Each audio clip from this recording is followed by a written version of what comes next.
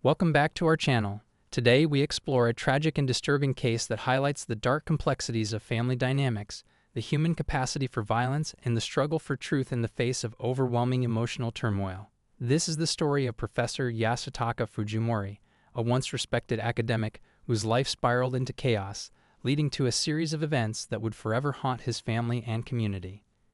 Join us as we unravel this heart-wrenching tale filled with secrets, betrayal, and the chilling reality of what can happen when love turns to darkness. Start. The tale of Yasutaka Fujimori began like many others, a seemingly normal family living an ordinary life. Yasutaka, a professor renowned for his expertise in biology, was once a pillar of the academic community, respected by peers and students alike. His wife, Mizushiro, was the heart of their family, a devoted mother dedicated to their two children, Yoshiro, their eldest son, and a younger boy whose name remains largely unmentioned throughout the narrative, symbolizing the forgotten child overshadowed by family strife. In the years leading up to the tragic events, signs of trouble began to emerge. Initially, the family enjoyed a comfortable life, filled with laughter and shared dreams. However, as Yasutaka's academic career flourished, so did his obsession with gambling. What began as a casual pastime quickly morphed into a crippling addiction that threatened to destroy the very fabric of their family. Mizushiro, ever the supportive partner, noticed the alarming changes in her husband. The late nights at the office turned into evenings spent in dimly lit casinos, where Yasutaka sought solace in the thrill of the gamble. His mood swings became increasingly pronounced. One moment he was the charming professor with a quick wit, and the next, he was a volatile man filled with frustration and despair. The once warm and nurturing atmosphere of their home began to feel more like a battlefield, where Mizushiro felt like a soldier fighting to protect her family from the enemy that had invaded their lives. The financial strain hung over their household like a dark cloud, casting shadows on the family's future. Mizushiro would often find herself balancing the family's budget, her heart racing as she tried to stretch every yen to cover bills and expenses. Yoshiro, a bright and ambitious young man preparing to enter a prestigious university, became increasingly aware of the mounting pressures. The excitement of his academic future clashed painfully with the reality of their crumbling household. Desperate for an outlet, Mizushiro confided in a close friend, whom we will refer to as A. Over cups of tea and late-night conversations, she poured out her heart, sharing her fears and frustrations about Yasutaka's addiction and the family's dire financial situation. I listened empathetically, offering a shoulder to cry on and practical advice. Mizushiro felt a sense of relief in sharing her burdens, but the weight of their struggles never truly lifted. Each day she juggled bills and responsibilities, determined to keep her family afloat while holding on to the hope that Yasutaka would eventually return to his former self. Despite her efforts, the financial burden grew heavier. Yasutaka's gambling habits led to a downward spiral, loans were taken out to cover debts, and family savings dwindled. The sense of security that once defined their lives evaporated, replaced by a gnawing fear of eviction and insurmountable bills. Mizushiro often lay awake at night, staring at the ceiling, imagining a future where her children could thrive without the looming specter of financial ruin. She worried about Yoshiro's future and how they would pay for his education, wondering if he would be forced to abandon his dreams due to their crumbling finances. As the pressures mounted, Yasutaka became increasingly withdrawn. He would come home late, often reeking of alcohol, his eyes glazed over and distant. The man who had once shared bedtime stories with Yoshiro now lashed out at anyone who dared confront him about his behavior. Friends and colleagues at the university began to distance themselves, wary of the man who once held such promise but now seemed consumed by his demons. Mizushiro watched in agony as the man she loved slipped further away, replaced by a stranger whose actions defied comprehension. Amidst this turmoil, the family dynamic fractured. The younger son, caught in the crossfire of their parents' struggles, remained a silent observer. His name faded into the background, a poignant reminder of how easily a child can be forgotten amidst chaos and conflict. As Mizushiro navigated this treacherous path, her hope began to fade. She clung to the belief that once Yoshiro was settled in school, Yasutaka would find his footing again, but the reality was increasingly difficult to ignore. This deeply emotional journey highlights the fragility of family life, the destructive nature of addiction, and the far-reaching consequences that can ensue when one member succumbs to their demons. The Fujimori family story serves as a cautionary tale, a vivid reminder of the unseen battles that many families face and the importance of support, understanding, and open communication in overcoming life's challenges. However, things would take a drastic turn. The disappearance. One fateful day, Yasutaka returned home to find his family missing. The house was eerily quiet, devoid of the usual laughter and warmth that filled its rooms. He searched every corner, calling out for his wife and children, but no one answered. Panic began to set in, a creeping dread that made his heart race. Yasutaka rifled through their belongings, hoping to find a clue about their whereabouts. It was as if they had vanished into thin air, leaving no trace behind. In the days that followed, Yasutaka attempted to maintain a facade of normalcy. He went to work, greeted his colleagues with forced smiles, and attended lectures, all while concealing the growing dread within him. The world outside continued its rhythm, but inside he felt as if he were drowning in an ocean of fear and despair. Every creak of the floorboards, every rustle of the wind, sent shivers down his spine as he yearned for the comforting sounds of his family's presence. After several agonizing days of silence, he finally reported his family missing to the police. The authorities, however, were skeptical. Yasutaka's erratic behavior raised suspicion almost immediately. The police were aware of his gambling addiction and the financial struggles it had wrought upon the family.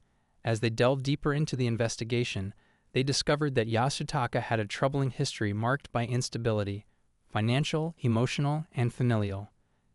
The officers couldn't ignore the unsettling feeling that lingered in the air. The professor's life was fraught with chaos, and they began to question the sincerity of his concerns. Detectives started to uncover evidence that painted a darker picture. Witnesses came forward, detailing instances where they had observed Yasutaka drinking excessively, acting inappropriately at social gatherings, and showing little concern for his family's well-being. These accounts began to cast a shadow over his missing persons report, leading investigators to seriously question whether Yasutaka had played a role in his family's disappearance. As the investigation unfolded, a troubling narrative emerged. Yasutaka's colleagues at the university recalled his increasing isolation and erratic behavior. He had become a shell of his former self, consumed by guilt and shame over his gambling addiction. Friends noted that he often seemed detached from reality, lost in a world of his own making. Conversations that once flowed easily now felt strained and awkward, like a once vibrant melody that had been reduced to discordant notes. Mizushiro's friend, A, emerged as a key witness in the investigation. She had been privy to the couple's struggles and knew about Yasutaka's gambling problems. During police interviews, A recounted conversations with Mizushiro, who often expressed her fears about Yasutaka's escalating addiction. Mizushiro had confided in A that she felt trapped in a marriage filled with tension and uncertainty, constantly on edge about their financial instability and the increasing strain on their relationship. As testimony painted a portrait of a woman who was not only caring and resilient but also deeply afraid of what Yasutaka's addiction would ultimately lead to. As the detectives sifted through evidence and testimonies, the public perception of Yasutaka shifted from that of a grieving husband to a potential suspect. His attempts to maintain a semblance of normalcy only fueled their doubts. The police unearthed documents that indicated mounting debts, loans taken out under false pretenses, and evidence of transactions at local casinos. They began to wonder if Yasutaka's gamble had not only taken a toll on their finances, but also on his very sanity. With each passing day, the investigation gained momentum, and the narrative surrounding Yasutaka deepened into something more sinister. Did his addiction drive him to desperation? Were his family members simply fleeing a troubled home, or had something more dreadful occurred? The uncertainty loomed large, shrouding the truth in an ever-thickening fog. Amid the growing suspicion, Yasutaka maintained his innocence. He insisted that he loved his family and would never harm them. But with the mounting evidence against him, the lines between victim and perpetrator began to blur. The authorities found themselves at a crossroads, teetering between the desire to uncover the truth and the urgency to resolve the case. Days turned into weeks, and still there was no sign of Mizushiro or the boys. Yasutaka found himself increasingly isolated as the community he once belonged to began to shun him. His colleagues at the university whispered behind closed doors, and friends he had once counted on distanced themselves, fearing the taint of scandal. In his darkest moments, Yasutaka faced the reality of his choices. He realized that the gambling addiction that had once been a source of excitement and escape had now consumed him, leaving him bereft of the most precious things in life: his family, his integrity, and his sense of self. The weight of guilt settled heavily on his shoulders, and while he struggled to keep up appearances, the internal turmoil raged within. The media caught wind of the story, sensationalizing the professor's descent from academic respectability to the center of a missing persons investigation. Headlines screamed at the missing Fujimori family, painting Yasutaka as a man whose obsession had spiraled out of control. The pressure mounted as public interest grew, with speculation rampant about the fate of Mizushiro and the children. Some believed they had escaped his grasp, while others feared the worst, the discovery. As the search for Mizushiro and Yoshiro continued, investigators focused on Yasutaka.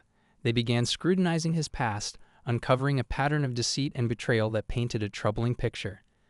Despite his claims of love and devotion, evidence suggested that Yasutaka had been living a double life. Eventually, police located 3 metal containers believed to hold the remains of the missing family members. The containers were discovered in the company warehouse where Yasutaka had worked. This finding shocked the community, as it painted a grisly picture of betrayal and violence lurking beneath the surface of a seemingly ordinary family. However, when authorities opened the containers, they were met with an unsettling revelation. The bodies of Mizushiro and Yoshiro were indeed inside, but there was a 4th container still missing. The authorities believed it might hold the key to the entire mystery, perhaps the remains of the younger son or further evidence of Yasutaka's guilt. As the investigation continued, Yasutaka's alibi began to crumble. Witnesses reported seeing him in the vicinity of the warehouse around the time of the disappearances. The police worked tirelessly, examining security footage, interviewing neighbors, and piecing together the timeline of events leading up to that fateful day. Amidst the mounting evidence against him, Yasutaka remained eerily calm. He professed his innocence, claiming that he had no idea what had happened to his family. But the police were not convinced. They dug deeper, determined to uncover the truth hidden behind Yasutaka's facade. The pressure mounted as the media caught wind of the investigation, sensationalizing the story of the missing family and the professor's alleged involvement. Headlines screamed of betrayal and violence, thrusting Yasutaka into the public eye as the prime suspect in a tragic family drama that had captivated the nation. The police interview. Under increasing pressure from the media and the public, the police called Yasutaka in for questioning. The interrogation room was stark and sterile, a fitting backdrop for the grim realities of the situation. Yasutaka sat across from the detectives, a mix of defiance and despair etched on his face.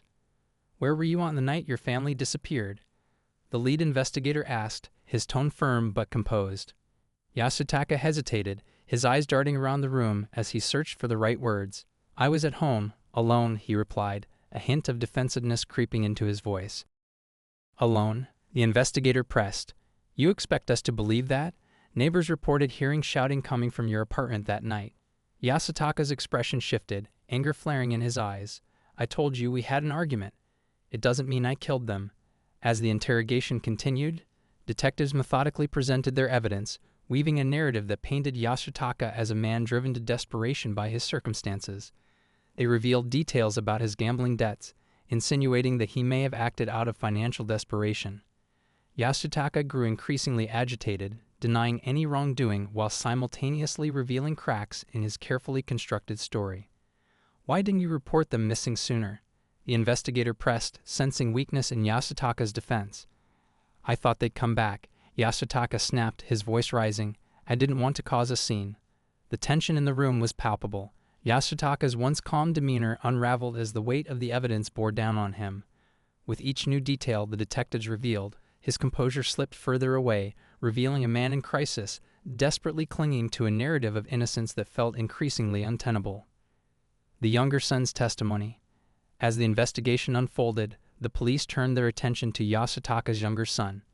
Desperate for answers, they sought to understand the impact of the family turmoil on him. The boy was initially reluctant to speak, wary of the consequences of revealing too much about his father. During a tense interview, he sat with his head bowed, the weight of grief and confusion palpable in the air. "I just want to know what happened to my mom and brother," he whispered, tears welling in his eyes. The detectives gently encouraged him to share what he knew. "Can you tell us about your father? How did he treat you and your brother?" The younger son hesitated, his voice barely above a whisper. "He was distant. Angry all the time. I didn't know why." As he spoke, it became clear that the family dynamics had been fraught with tension long before the tragic events unfolded. The younger son recounted instances of neglect and emotional distance, revealing the scars left by a father who had become consumed by his addiction. "Did you ever see your father hurt your brother or mother?" one detective asked gently. The boy's eyes widened in fear, and he shook his head. "No, but he would yell. A lot. I don't know if he would hurt them." With each revelation, the detectives pieced together a haunting picture of a family fractured by addiction and emotional turmoil. The younger son's testimony added a crucial layer to the investigation, highlighting the emotional toll of Yasutaka's actions and the impact they had on his children. The arrest. As the investigation continued, the evidence against Yasutaka mounted. The police uncovered financial records indicating that he had recently taken out substantial loans, presumably to cover his gambling debts. Witnesses reported seeing him acting strangely in the days leading up to his family's disappearance, raising suspicions that he had known more than he was letting on. Finally, after weeks of painstaking investigation, the police made their move. Yasutaka was arrested and charged with the murder of his wife and son. The community, once supportive of him as an academic, turned against him, grappling with the shocking reality that someone they once respected could commit such heinous acts. The news of Yasutaka's arrest spread like wildfire, filling headlines across the country. He became a symbol of betrayal, a tragic figure whose descent into darkness left a family shattered and a community reeling. The court trial. As the trial began, the courtroom buzzed with tension. The prosecution laid out a damning case against Yasutaka, presenting evidence that painted a portrait of a man driven by desperation and rage. They portrayed him as a gambler who had lost everything, willing to resort to the unthinkable to cover his tracks. Witnesses testified to Yasutaka's gambling addiction, recounting stories of his erratic behavior and financial instability. Friends and colleagues spoke of the professor they once knew, contrasting it with the man who now stood before them, accused of horrific crimes. But Yasutaka's defense team countered with a different narrative. They argued that he was a man plagued by addiction, unable to control his impulses in a moment of crisis. They suggested that the pressures of his failing marriage and financial ruin had driven him to a breaking point, though they stopped short of directly linking him to the murders. The defense called character witnesses who testified to Yasutaka's once stellar reputation as an academic and loving father. They attempted to humanize him, presenting a man who had fallen victim to his circumstances rather than a monster capable of unimaginable violence. As the trial progressed, the courtroom witnessed raw emotions on both sides. The pain of Mizushiro's family was palpable as they grieved the loss of a loving wife and mother. Yoshiro's friends shared stories of their lost companion, emphasizing the void left in the wake of his disappearance. Throughout the trial, Yasutaka maintained his innocence, insisting he had no involvement in his family's deaths. His pleas echoed throughout the courtroom, yet the evidence against him loomed large. The jury deliberated for days, grappling with the complexities of addiction, mental health, and the nature of familial love. Verdict and impact. After weeks of tense deliberation, the jury finally reached a verdict. The courtroom held its breath as the judge read the decision aloud.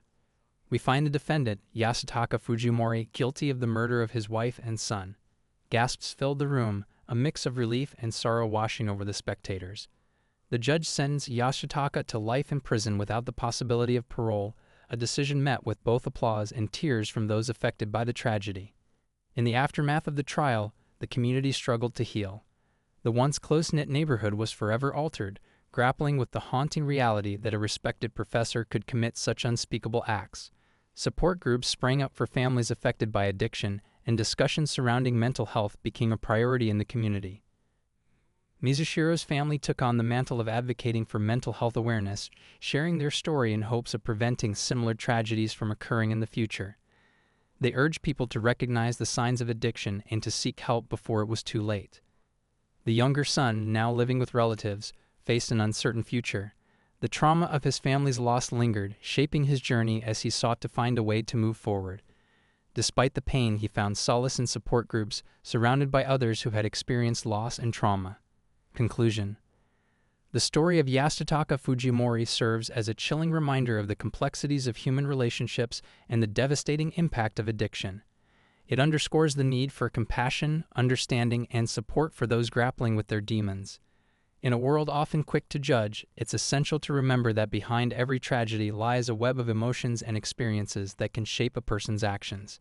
As we reflect on this heartbreaking tale, let us commit to fostering a society where mental health is prioritized, where families can seek help without fear, and where love and support can prevail over darkness.